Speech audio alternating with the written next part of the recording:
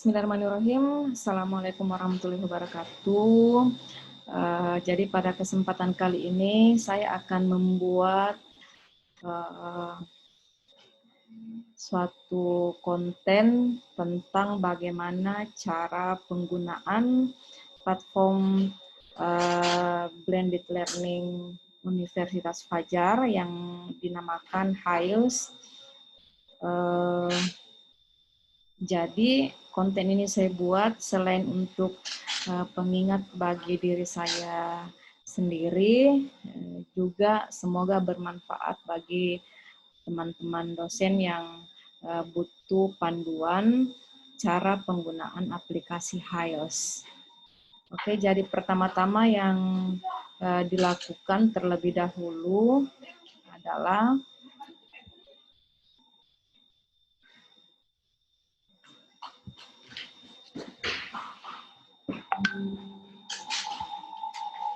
silakan buka hielsuniva.ac.id, kemudian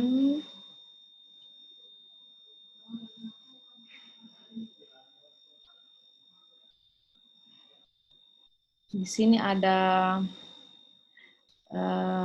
kata masuk, silakan diklik, kemudian masukkan password dan username, login,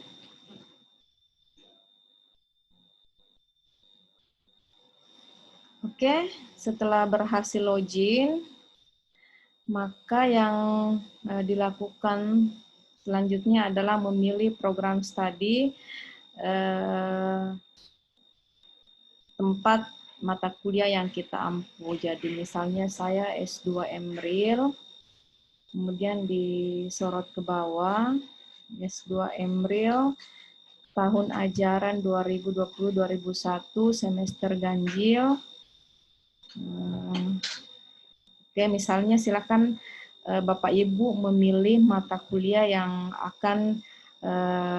akan dibuka kelasnya. Saya contohkan Kapasitas Selekta Infrastruktur ya. Silakan diklik mata kuliah yang akan Bapak ajarkan.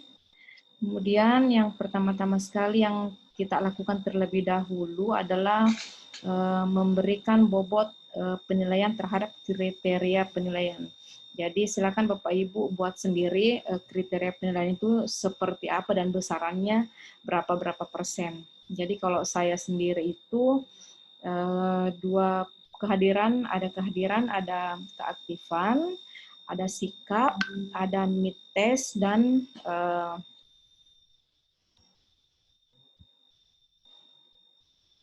ada mid test, serta ada final test.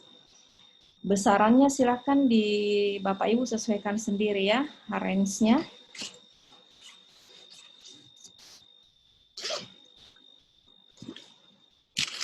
Maaf, saya lihat catatan dulu.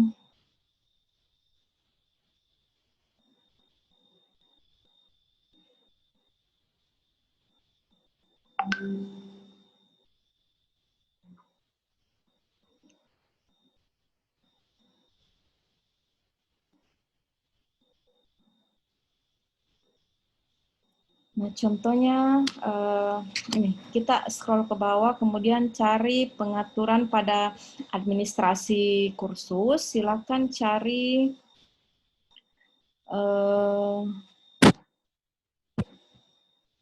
pengaturan buku nilai, klik pengaturan buku nilai, kemudian tambah kategori, silakan Bapak Ibu tuliskan jenis kategori, nama kategori yang akan Bapak buat. Misalnya kalau saya sendiri itu kehadiran, kemudian bilangan oke, nilai maksimal saya berikan 25%. Kemudian simpan perubahan. Begitu seterusnya Bapak Ibu, silakan ditambahkan kategori keaktifan,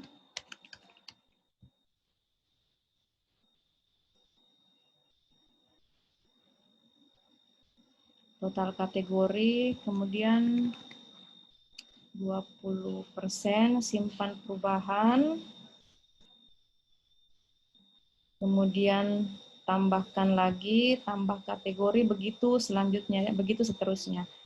Sekarang sikap, total kategori, masukkan persentasenya, 15, simpan perubahan, kemudian tambah kategori lagi, mid test,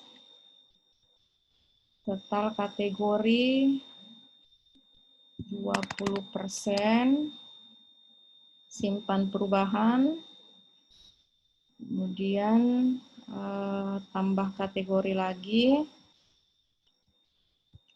final test, total kategori, masukkan persentasenya 20%, simpan perubahan. Nah, total keseluruhan dari persentase kategori nilai ini, kriteria penilaian ini harus 100%. Oke, jadi persentasenya bisa Bapak Ibu atur sendiri persentasenya, kemudian nilai nama kriteria penilaian juga bisa Bapak Ibu buat sendiri. Kalau saya kehadiran, keaktifan, sikap, mid dan final. Jadi tugas-tugas itu saya masukkan di keaktifan semua. Oke, sampai di sini simpan perubahan. Oke, setelah itu kita kembali ke kelas Kapita Selecta. Kembali klik itu.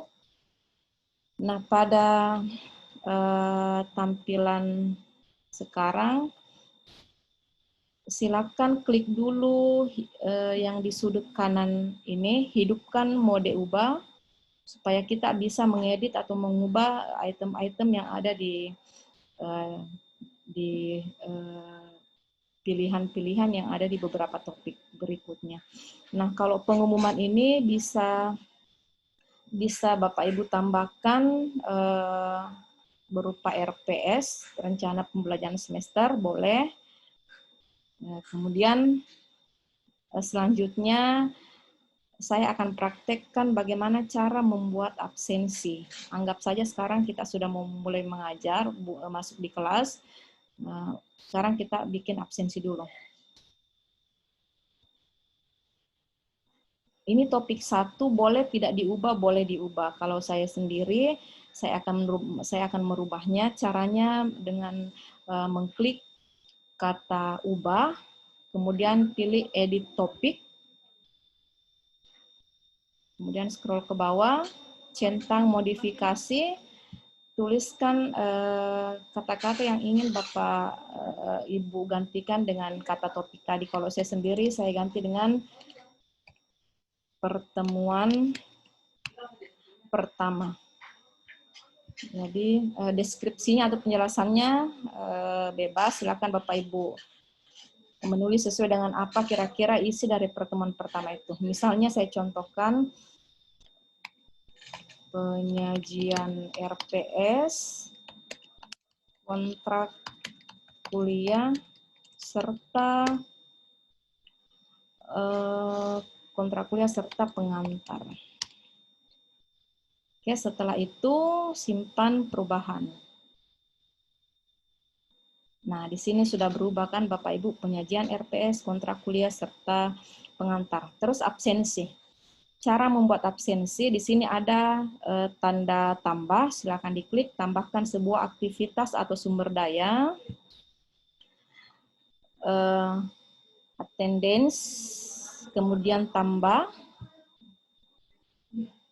Nah, silakan diganti misalnya absensi pertemuan pertama. Deskripsinya, silakan mahasiswa mengisi absen di Silakan mahasiswa mengisi absen.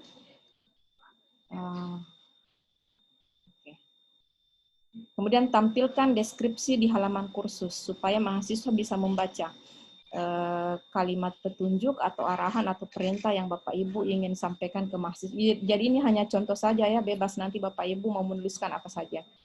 Kemudian nilai. Nah ini tadi gunanya kenapa kita input dari awal nilai dulu kategori penilaian, karena di sini akan connect.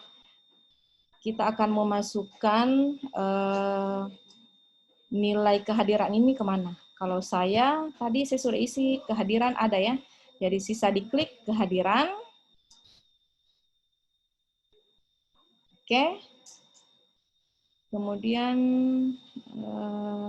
simpan dan kembali ke kursus. Oke. Sekarang sudah muncul absensi pertemuan. Kembali diklik. Kemudian membuat absen, add session. Add session. Nah, misalnya kelas kita tanggal 23 Oktober 2020, kemudian kalau absennya mau diisi oleh mahasiswa, dicentang, kemudian di sini di still yes, kemudian sini automatically select highest status available. Oke. Jamnya juga di sini, rentang waktunya bisa Bapak Ibu setel 24 jam juga boleh. Setelah itu add, kita klik add, maka untuk melihat siapa-siapa saja mahasiswa kita yang ada di dalam kelas mata kuliah yang kita ampu, kita boleh klik report. Nah di sini akan muncul semua nama-nama mahasiswa yang masuk di dalam mata kuliah kita. Jadi nanti mahasiswa juga tampilannya akan seperti ini di akun HIUS-nya, jadi mereka bisa melakukan absensi sendiri. Nah kalau kita mau melihat, Bapak Ibu mau melihat kira-kira siapa saja yang sudah melakukan absensi, bisa mengklik ekspor, kemudian oke. Oke, maka akan otomatis terdownload Excel-nya. Nanti di Excel-nya itu akan terlihat bahwa siapa-siapa saja yang sudah absen dan siapa yang belum. Oke. Kemudian kita kembali lagi ke menu utama tadi. Kalau misalnya Bapak Ibu mau menambahkan file, PDF, PowerPoint, silakan tambahkan sebuah aktivitas, diklik kembali, pilih file, tambah, kemudian, nah ini misalnya materi pertemuan pertama. Deskripsinya silakan Bapak Ibu tuliskan sesuai dengan apa isi daripada materinya. Cara upload filenya silakan pilih yang ini, sebelah kiri add, kemudian pilih file. Oke, misalnya saya pilih ini, buka, kemudian upload file.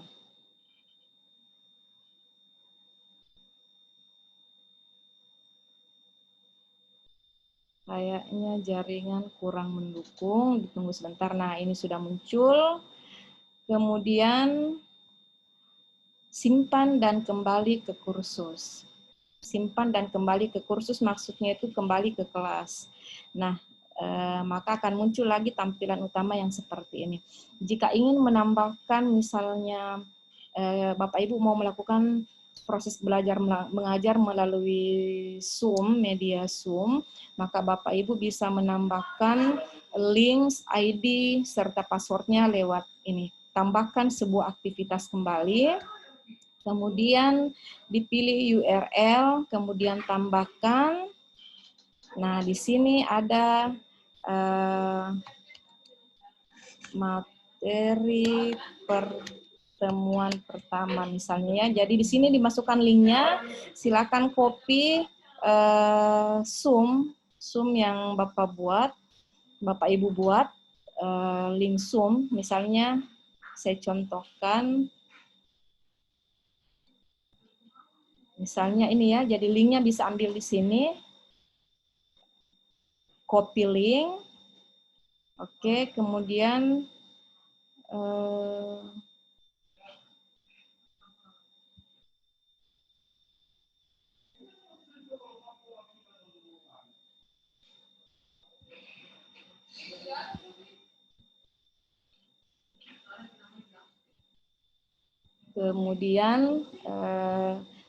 tempel di sini.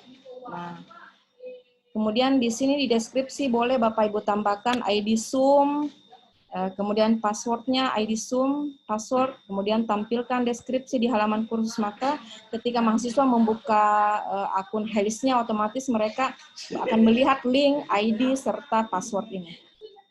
Kemudian simpan dan kembali ke kursus. Oke, seperti itu. Jadi semua aktivitas sudah ada di halaman utamanya, di halaman utama ini. Nah, bagaimana kalau misalnya kita mau membuka kelas diskusi dengan mahasiswa? Silakan tambahkan lagi. Buka forum, klik forum, tambahkan. Saya mau kasih nama diskusi pertemuan pertama. Nah, deskripsinya. Jika ada yang kurang jelas dan ingin ditanyakan, silakan komentar di kolom ini. Misalnya seperti ini ya, ini contoh saja. Tampilkan deskripsi di halaman kursus, dicentang, kemudian simpan dan kembali ke kursus. Jadi tujuannya seperti apa?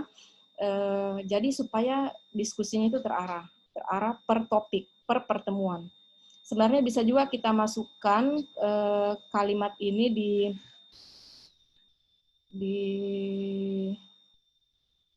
di sini, di pengumuman boleh juga, tetapi dikhawatirkan nanti akan pembahasannya atau pertanyaan mahasiswa, diskusinya, dan lain sebagainya itu akan melebar kemana-mana. Jadi kalau kita isi forum diskusi di setiap pertemuan, maka diskusinya, pokok bahasan dan kontennya itu akan terarah dan akan sesuai dengan topik yang dibahas Bapak Ibu per pertemuan itu.